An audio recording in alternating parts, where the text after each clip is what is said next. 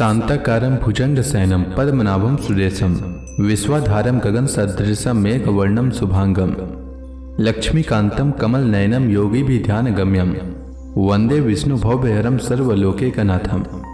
मंगलम भगवान विष्णु मंगलम गरुड़ध्वज मंगलम पुंडरीकाक्ष मंगलाय तनोहरि। ओम नमो भगवते वासुदेवाय। आज का दिन आप सभी के लिए मंगलमय हो। सावन महीने में प्रतिदिन श्रीमद् भागवत महापुराण की कथा का श्रवण करने से जीवन में होने वाली अज्ञान व पाप कर्मों से छुटकारा मिलता है, साथ ही 1000 गोदान के बराबर पुण्य की प्राप्ति होती है। अब आइए सुनते हैं सावन मास कथा का 25वां अध्याय। श्री सुखदेव जी कहते हैं, परीक्षित, सत्राजित ने श्री कृष्ण को झूठा कलंक लगाया था। फिर उस अपराध का मार्जन करने के लिए उसने स्वयं से मंतक मणि सहित अपनी कन्या सत्यभामा भगवान श्री कृष्ण को सौंप दी। राजा परीक्षित ने पूछा, भगवान, सत्राजित ने भगवान श्री कृष्ण का क्या अपराध किया था? उसे से मंतक मणि कहाँ से मिली और उसने अपनी कन्या उन्हें क्यों दी? श्री सुखदेव जी ने कहा, परीक्षित, सत्राजित भगवान सूर्य का बहुत बड़ा भक्त था। वे उसकी भक्ति से प्रसन्न होकर उसके बहुत बड़े मित्र बन गए थे। सूर्य भगवान ने ही प्रसन्न होकर बड़े प्रेम से उसे सेमंतक मणि दी थी। सत्राजित उस मणि को गले में धारण करके ऐसे चमकने लगा मानो स्वयं सूर्य ही हो। परीक्षित, जब सत्राजित द्वारका में आया तब अत्यंत तेजस्विता के कारण लोग उसे पहचान न सके। दूर से ही उसे देखकर लोगों की आंखें उसके तेज से चौंधिया गई। लोगों ने समझा कि कदाचित स्वयं भगवान सूर्य आ रहे हैं। उन लोगों ने भगवान के पास आकर उन्हें इस बात की सूचना दी। उस समय भगवान श्री कृष्ण चौसर खेल रहे थे। लोगों ने कहा, शंख चक्र गदाधारी नारायण, कमल नयन दामोदर, यदुवंश शिरोमणि गोविंद, आपको नमस्कार है। जगदीश्वर, देखिए, अपनी चमकीली किरणों से लोगों के नेत्रों को चौंधियाते हुए प्रचंड रश्मि भगवान सूर्य आपका दर्शन करने आ रहे हैं। प्रभु, सभी श्रेष्ठ देवता त्रिलोकी में आपकी प्राप्ति का मार्ग ढूंढते रहते हैं, किंतु उसे पाते नहीं। आज आपको यदुवंश में छिपा हुआ जानकर स्वयं सूर्य नारायण आपका दर्शन करने आ रहे हैं। श्री सुखदेव जी कहते हैं, परीक्षित, अनजान पुरुषों की यह बात सुनकर कमल नयन भगवान श्री कृष्ण हंसने लगे। उन्होंने कहा, अरे ये सूर्य देव नहीं है, यह तो सत्राजित है जो मणि के कारण इतना चमक रहा है। इसके बाद सत्राजित अपने समृद्ध घर में चला आया। घर पर उसके सुबह गमन के उपलक्ष्य में मंगल उत्सव मनाया जा रहा था। उसने ब्राह्मणों के द्वारा सेमंतक मणि को एक देव मंदिर में स्थापित करा दिया। परीक्षित, वह मणि प्रतिदिन 8 बार सोना दिया करती थी और जहां वह पूजित होकर रहती थी वहां दुर्भिक्ष, महामारी, ग्रह पीड़ा, सर्प भय, मानसिक और शारीरिक व्यथा तथा मायावियों का उपद्रव आदि कोई भी अशुभ नहीं होता था। एक बार भगवान श्री कृष्ण ने प्रसंगवश कहा, सत्राजित, तुम अपनी मणि राजा उग्रसेन को दे दो। परंतु वह इतना अर्थलोलुप था कि भगवान की आज्ञा का उल्लंघन होगा इसका कुछ भी विचार न करके उसे अस्वीकार कर दिया। एक दिन सत्राजित के भाई प्रसेन ने उस परम प्रकाशमय मणि को अपने गले में धारण कर लिया और फिर वह घोड़े पर सवार होकर शिकार खेलने वन में चला गया। वहां एक सिंह ने घोड़े सहित प्रसेन को मार डाला और उस मणि को छीन लिया। वह अभी पर्वत की गुफा में प्रवेश कर ही रहा था कि मणि के लिए ऋक्षराज जांबवान ने उसे मार डाला। उन्होंने वह मणि अपनी गुफा में ले जाकर बच्चे को खेलने के लिए दे दिया। अपने भाई प्रसेन के न लौटने से उसके भाई सत्राजित को बड़ा दुख हुआ। वह कहने लगा, बहुत संभव है श्री कृष्ण ने ही मेरे भाई को मार डाला हो, क्योंकि वह मणि गले में डालकर वन में गया था। सत्राजित की यह बात सुनकर लोग आपस में कानाफूसी करने लगे। जब भगवान श्री कृष्ण ने सुना कि यह कलंक का टीका मेरे ही सिर लगाया गया है, तब वे उसे धो बहाने के उद्देश्य से नगर के कुछ सभ्य पुरुषों को साथ लेकर प्रसेन को ढूंढने के लिए वन में गए। वहां खोजते खोजते लोगों ने देखा कि घोर जंगल में सिंह ने प्रसेन और उसके घोड़े को मार डाला है। जब वे लोग सिंह के पैरों का चिन्ह देखते हुए आगे बढ़े, तब उन लोगों ने यह भी देखा कि पर्वत पर एक रीछ ने सिंह को भी मार डाला है।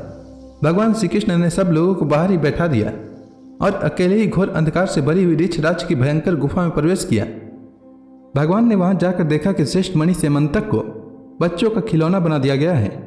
वे उसे हर लेने की इच्छा से बच्चे के पास जा खड़े हुए। उस गुफा में एक अपरिचित मनुष्य को देखकर बच्चे की धाय भयभीत की भांति चिल्ला उठी। उसकी चिल्लाहट सुनकर परम बली ऋक्षराज जाम्बवान क्रोधित होकर वहां दौड़ आए। परीक्षित, जाम्बवान उस समय कुपित हो रहे थे। उन्हें भगवान की महिमा, उनके प्रभाव पता न चला। उन्होंने उन्हें एक साधारण मनुष्य समझ लिया और वे अपने स्वामी भगवान श्री कृष्ण से युद्ध करने लगे। जिस प्रकार मांस के लिए दो बाज आपस में लड़ते हैं, वैसे ही विजयाभिलाषी भगवान श्री कृष्ण और जाम्बवान आपस में घमासान युद्ध करने लगे। पहले तो उन्होंने अस्त्र शस्त्रों का प्रहार किया, फिर शिलाओं का। तत्पश्चात वे वृक्ष उखाड़कर एक दूसरे पर फेंकने लगे। अंत में उनमें बाहुयुद्ध होने लगा। परीक्षित, वज्र प्रहार के समान कठोर घूंसों से आपस में वे 28 दिन तक बिना विश्राम किए रात दिन लड़ते रहे। अंत में भगवान श्री कृष्ण के घूंसों की चोट से जाम्बवान के शरीर की एक एक गांठ टूट फूट गई। उत्साह जाता रहा, शरीर पसीने से लथपथ हो गया। तब उन्होंने अत्यंत विस्मित चकित होकर भगवान श्री कृष्ण से कहा, प्रभु, मैं जान गया, आप ही समस्त प्राणियों के स्वामी, रक्षक, पुराण पुरुष भगवान विष्णु हैं। आप ही सबके प्राण, इंद्रिय बल, मनोबल और शरीर बल हैं। आप विश्व के रचयिता ब्रह्मा आदि को भी बनाने वाले हैं। बनाए हुए पदार्थों में भी सत्ता रूप से आप ही विराजमान हैं। काल के जितने भी अवयव हैं, उनके नियामक परम काल आप ही हैं। और शरीर भेद से भिन्न भिन्न प्रतीयमान अंतरात्माओं के परम आत्मा भी आप ही हैं। प्रभु, मुझे स्मरण है, आपने अपने नेत्रों में तनिक से क्रोध का भाव लेकर तिरछी दृष्टि से समुद्र की ओर देखा था।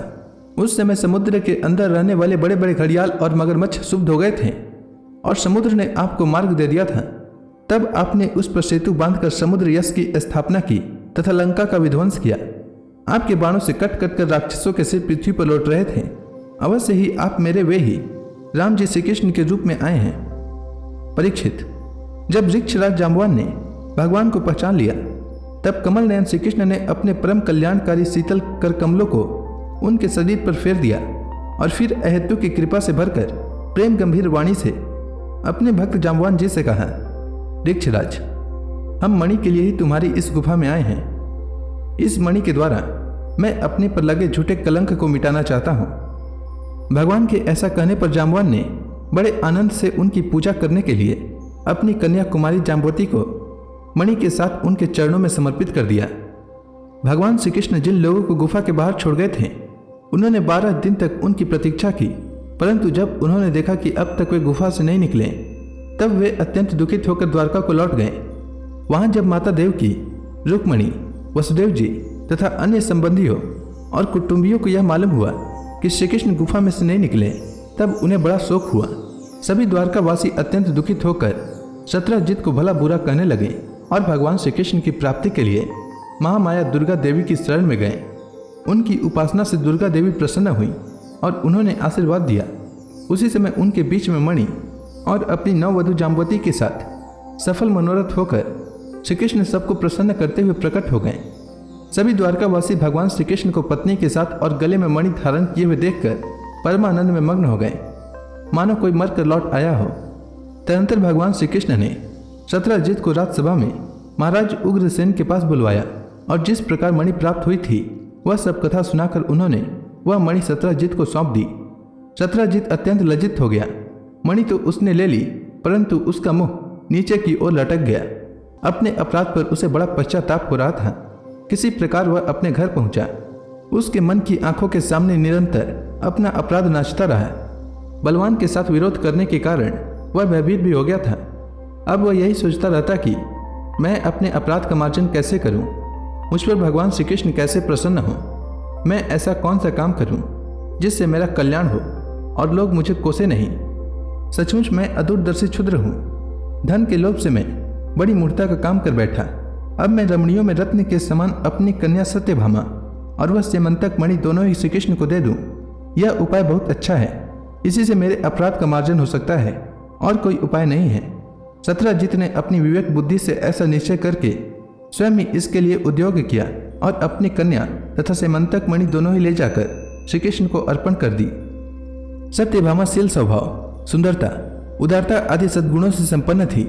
बहुत से लोग चाहते थे कि सत्यभामा हमें मिले और उन लोगों ने उन्हें मांगा भी था, परंतु अब भगवान श्री कृष्ण ने विधि पूर्वक उनका पाणी ग्रहण किया। परीक्षित, भगवान श्री कृष्ण ने शत्रजित से कहा, हम सेमंतक मणि न लेंगे। आप सूर्य भगवान के भक्त हैं, इसलिए वह आपके ही पास रहे। हम तो केवल उसके फल के अर्थात उससे निकले हुए सोने के अधिकारी हैं, वही आप हमें दे दिया करें।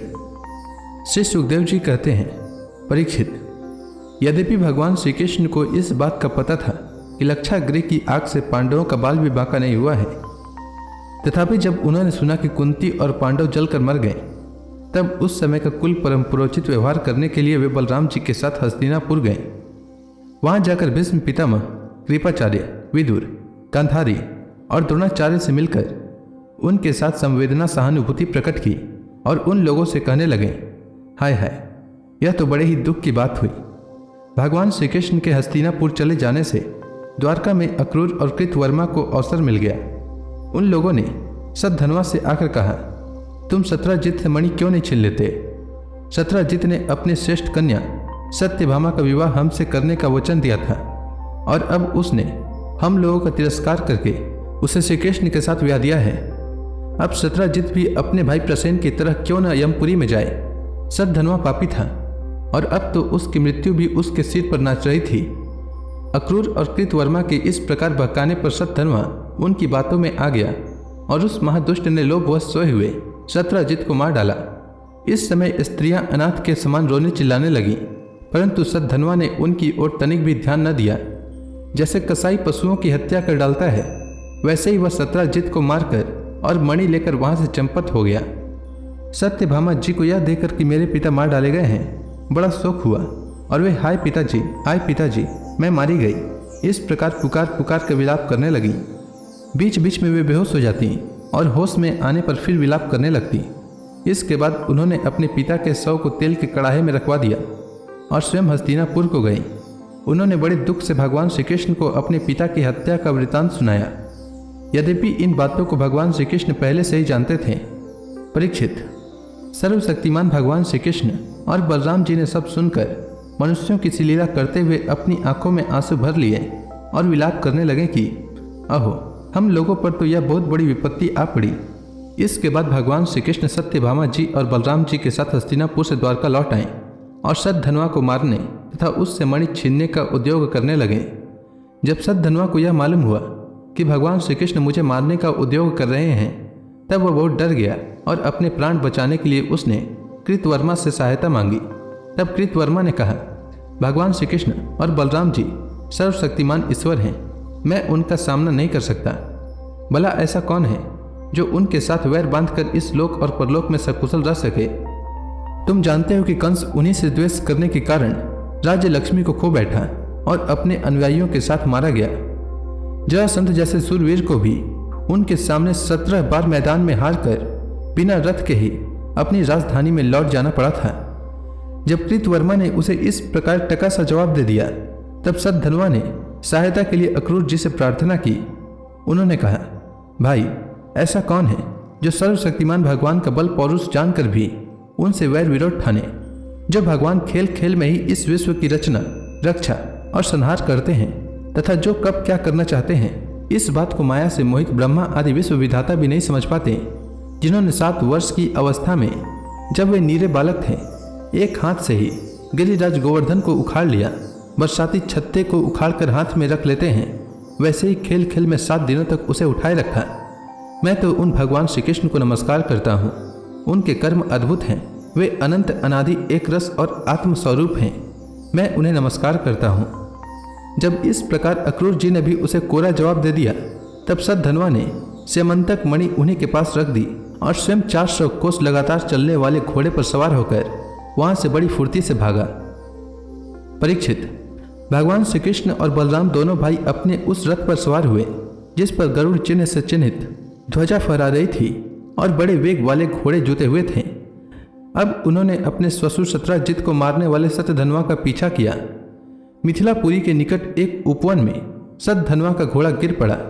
अब वह उसे छोड़कर पैदल ही भागा। वह अत्यंत भयभीत हो गया था। भगवान श्री कृष्ण भी क्रोध करके उसके पीछे दौड़े।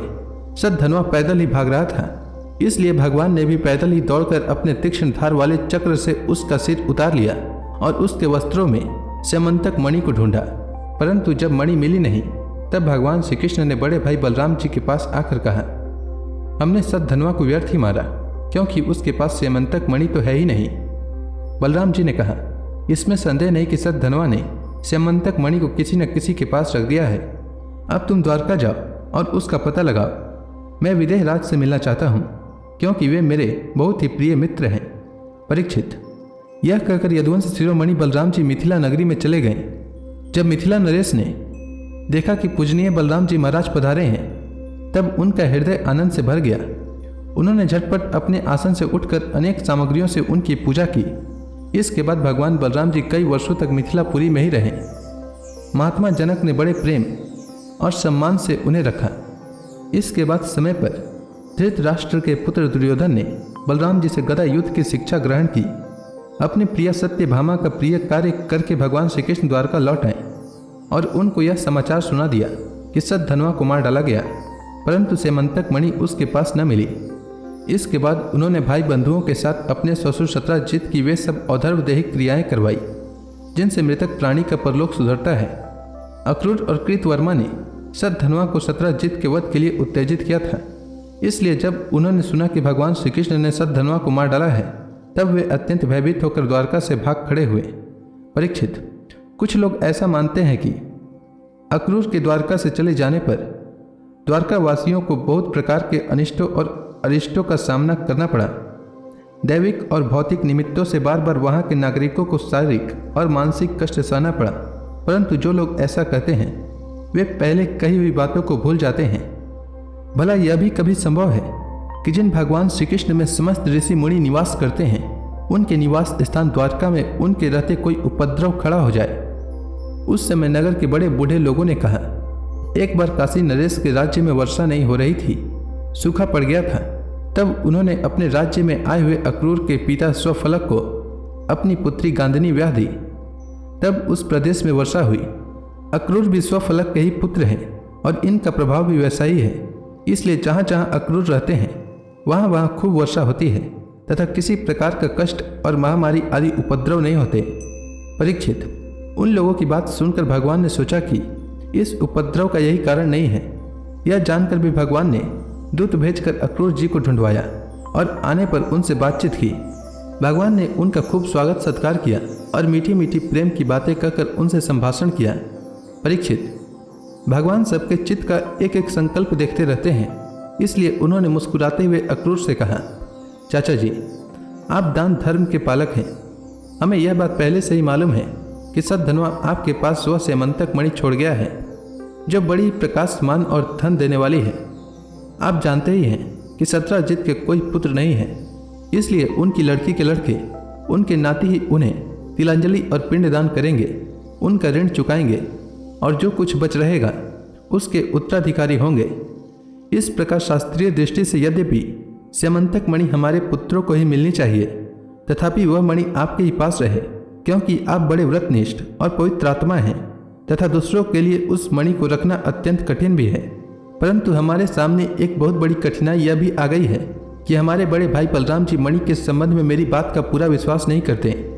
इसलिए महाभाग्यवान अक्रूर जी, आप वह मणि दिखाकर हमारे इष्ट मित्र बलराम जी, सत्यभामा और जाम्बवती का संदेह दूर कर दीजिए और उनके हृदय में शांति का संचार कीजिए। हमें पता है कि उसी मणि के प्रताप से आजकल आप लगातार ही ऐसे यज्ञ करते रहते हैं जिनमें सोने की वेदियां बनती है। परीक्षित।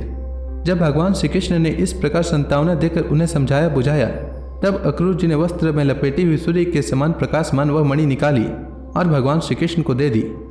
भगवान श्री कृष्ण ने वह स्यमंतक मणि अपने जाति भाइयों को दिखाकर अपना कलंक दूर किया और उसे अपने पास रखने में समर्थ होने पर भी पुनः अक्रूर जी को लौटा दिया। सर्वशक्तिमान सर्वव्यापक भगवान श्री कृष्ण के पराक्रमों से परिपूर्ण यह आख्यान समस्त पापों, अपराधों और कलंकों का मार्जन करने वाला तथा परम मंगलमय है।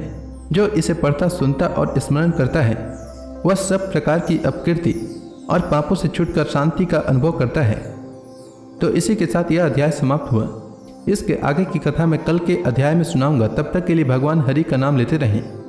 तो प्रेम से बोलिए भगवान विष्णु की जय, श्री कृष्ण भगवान की जय, समस्त देवी देवताओं की जय।